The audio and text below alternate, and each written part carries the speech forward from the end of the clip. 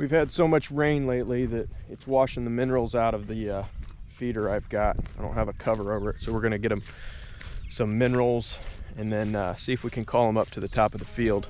What's going on, guys? My name is Noah Gordon and this is Broken Arrow Bison.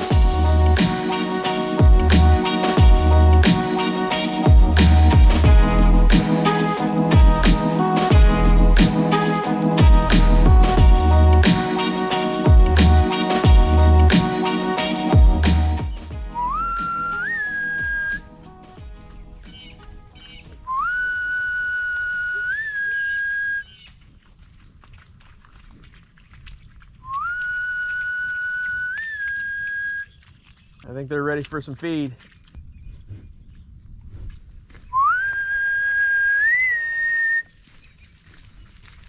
Come on, guys.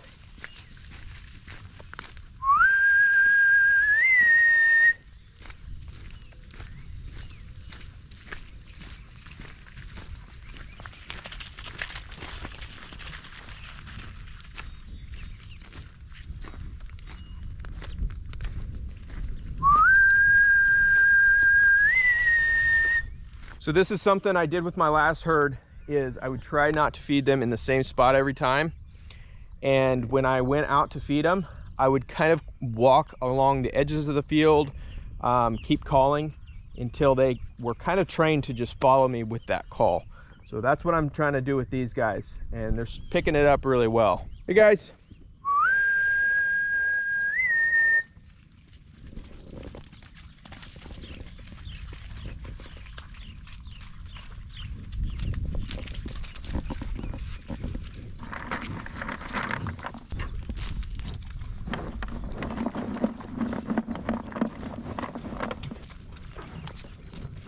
I try and make sure the girls in the back, the ones that are less dominant, always get feed too, if I can.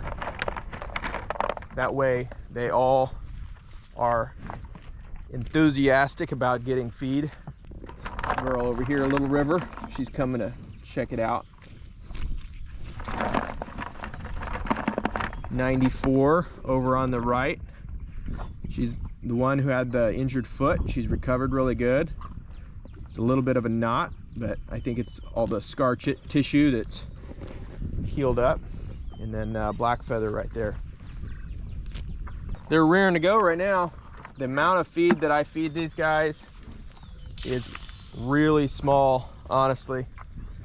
They only get, you know, well, I go through a 50-pound bag of feed every 2-3 weeks on these guys. So 6 animals, they're not getting very much at all. It doesn't really take very much to train them. If you're trying to feed them and get their health up a little bit, to try to get their weight up to birth a little bit better, then yes, you want to feed them more. But if you're doing what I'm doing and you're just training them to follow you, then it's not it doesn't really take very much. And the reason why I train them to do this, some of you guys might not have joined us with some of the other videos. The reason why I train these guys is so that if they ever get out, it's a fail-safe for me. It's an insurance policy that I can, you know, if they get out a mile away, half a mile away, hopefully I will be able to call them back in and they will follow me. So that's the goal. So, you know, 50 pounds of feed every couple weeks is well worth it. They're getting pretty friendly.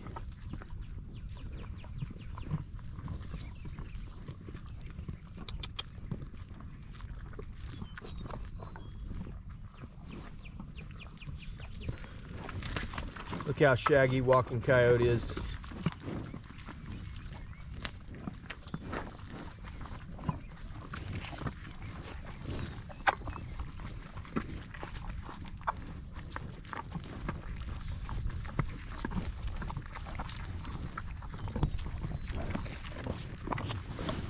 I think this is about the closest she's ever let me get to her.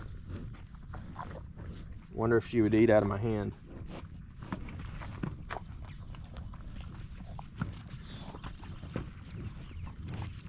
Nope.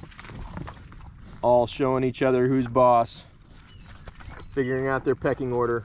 These guys are calves, but it's like little kids to figure out who's in charge or who's not. You can see how stir crazy they get with this feed. That's one thing that you really have to think about when you're in the middle of the field with them. That's why I'm on the other side of this fence. This fence is off right now, but they don't know it's off. They're trained to it, so they stay on the other side of it. It's just a mental barrier, really. But that is one reason how stir crazy they get. That's one of the reasons why they are trained to a whistle. I'm trying to switch some things up with the bucket. I used to carry a white bucket, same thing every time.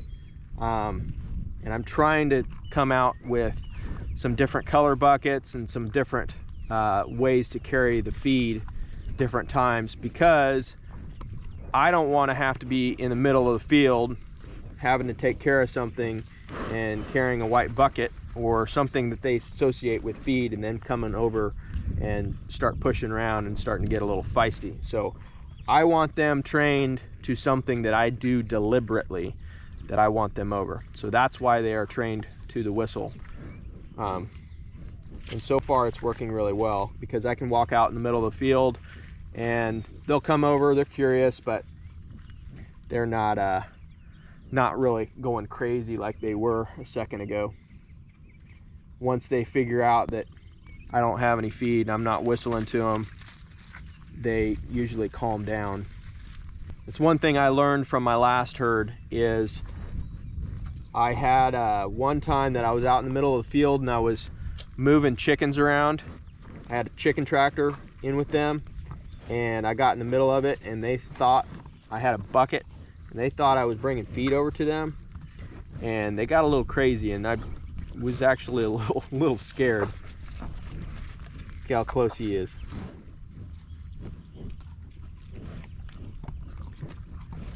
He's got some cedar branches on his face, been rubbing.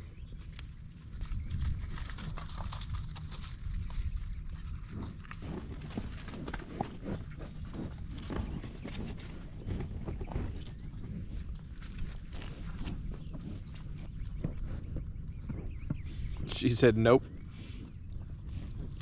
She said it doesn't taste that good. What you doing, buddy? You want more feed? There's 94 there, white feather. She's walking around really good.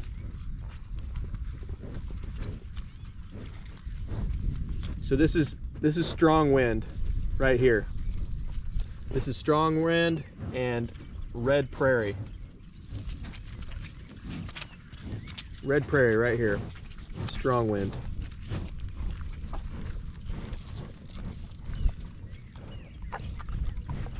You can see strong wind is a little bit taller and red prairie is a little shorter, and she has a little bit more of a red coat to her. He's thinking about it. You know, I was reading an article this morning and they were talking about how the females, when they birth, they will go off and they will seclude themselves from the rest of the herd in order to protect their calves. And just I started thinking about some of the things, some of the traits that these animals have, and I thought, you know, there's a lot of things that we can learn from these animals. One of the things that I think is really cool is when a storm comes, they will turn their head into the wind and just start walking.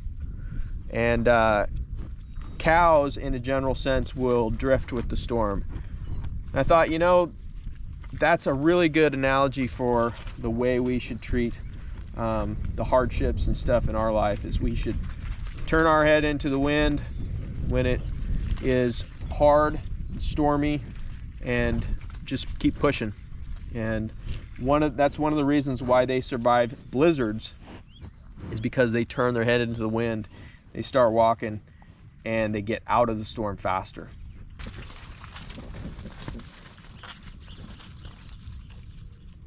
Appreciate you guys watching our channel.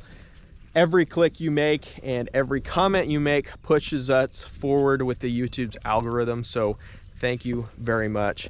I apologize that if I am not able to get all the comments. I noticed that I'm missing a lot. The channel is growing, fortunately, and there's a lot of you guys, and so I try to comment and respond to every comment that I see, but unfortunately I'm not able to. One of the things I'm trying to do to alleviate that is we are going to be trying to go live about every Saturday morning. Some Saturday mornings we might miss, giving my schedule, but if you have your notification bell rung, then you'll be able to know whenever we go live next. So appreciate you guys watching. Thank you for subscribing and liking and sharing this if you've enjoyed it. We will see you next time.